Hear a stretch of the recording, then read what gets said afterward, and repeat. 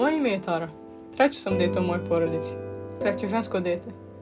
Objasnit ću vam kako izgleda rasio porodici koja je očekivala dečaka. Naslednika, a dobila mene. Oblačili su me kao dečaka.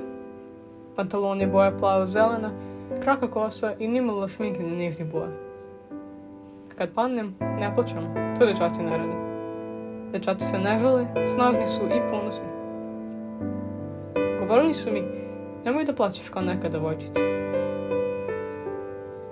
Ali ja jesam devojčica. Nikad u pogledu mojih roditelja nisam vidjela sebe, nego sina koga nisu dobili. Jedina osoba u mom životu koja me je vidjela i čula je bila moja baka Mara. Kakva je to žena bila.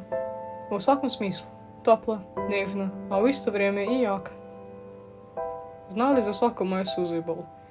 Razumela je moju tugu, moje nezadovoljstvo i razočarenje. Zahvaljujući njenom razumijevanju i podršci, uspjela sam da se držim svoju prirodu i nađem svoje mjesto.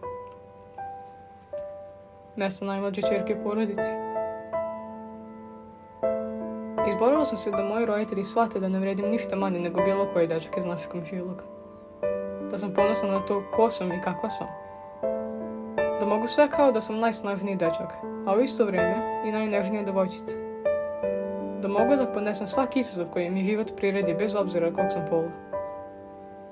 Trudit ću se da kad porastem, nikada ne delim ljude prema polu, već po iskrenosti, poštenju i pravičnosti.